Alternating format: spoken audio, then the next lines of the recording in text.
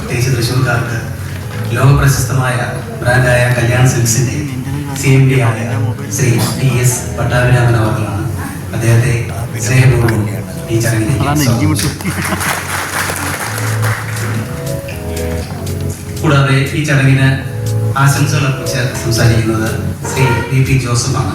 അദ്ദേഹം investors club തൃശ്ശൂരിന്റെ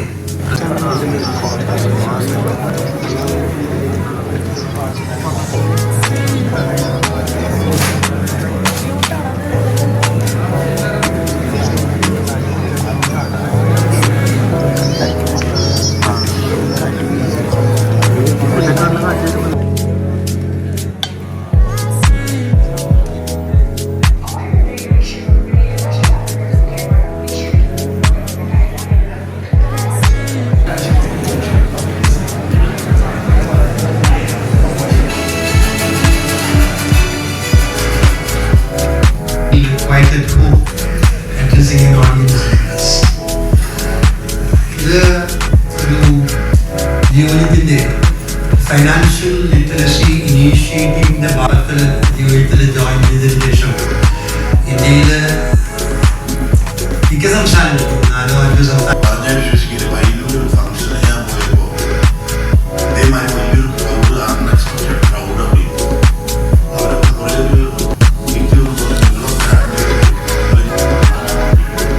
ഇതിൽ കുറേ അതിലധികം പേര് തൃശ്ശൂർ കുറേ പുതിയ കമ്പനികളിലേക്ക് വിളിച്ചിട്ട് ഒരാൾക്ക് ചികിത്സിക്കാൻ തുടങ്ങി.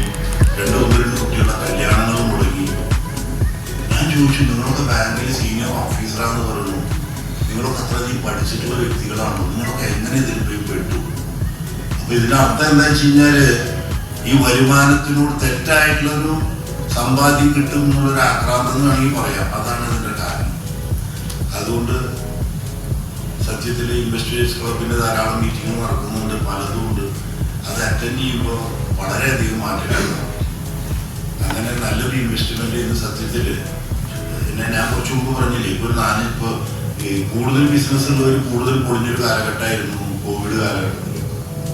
ഒരു തുണിക്കടയുള്ളവന് എന്ത് നഷ്ടം വന്നോ 50 തുണിക്കടയുള്ളവന് അത്രയധികം നഷ്ടങ്ങൾ വരും. ലാഭമുള്ള കാലത്ത് കൂടുതൽ കിട്ടിയില്ല. അപ്പൊ അങ്ങനെ 2 കൊല്ലത്തെ കോവിഡ് കാലഘട്ടത്തിലും എൻ്റെ ഒരു സ്റ്റാഫിനെ എനിക്ക് പിരിച്ചുവിടേണ്ടി വന്നിട്ടില്ല, ഒരാളുടെ സാലറി ഞാൻ കട്ട് ചെയ്തില്ല. അതിൻ്റെ ഒരു പ്രധാന കാരണം ഈ ഒരു ഇൻവെസ്റ്റ്മെന്റിന്റെ ഒരു ബേസ് എനിക്ക് കാര്യമായിട്ടുണ്ടായിരുന്നു. അതുകൊണ്ട് ഇതിൽ ഞാൻ മക്കളോട് പറഞ്ഞു, 2 കൊല്ലം ഇതിൽ കിട്ടിയില്ലെങ്കിൽ നമുക്ക് വേറെ പ്രശ്നങ്ങളൊന്നുമില്ലല്ലോ. അതുകൊണ്ട് ബിസിനസ്സിനോടൊപ്പം പോകും. അല്ലെങ്കിൽ മാത്രമല്ല 10% സത്യത്തിൽ പ്രോഫിറ്റ് കിട്ടാവുന്ന ഒരു ബിസിനസ് ഞാൻ നിങ്ങൾക്കൊരു ചോദ്യം ഇട്ട് തരിക. 25 കോടി രൂപ ഞാൻ ഇറക്കാൻ തയ്യാറാണ്.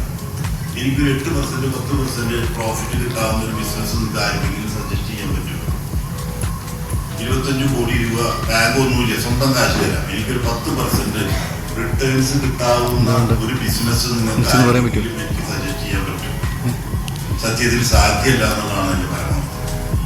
ചിലപ്പോൾ അത് മുഴുവൻ പോകും, അത്രയേ ഉള്ളൂ. ചിലപ്പോൾ പകുതി കിട്ടിയും. ഇത് എല്ലാ രീതിയിലും, പ്രത്യേകിച്ചും ഒരു കാലത്ത് ഷെയർ എക്കണോമിക്കലായിട്ട് വളരുന്ന രാജ്യത്താണ്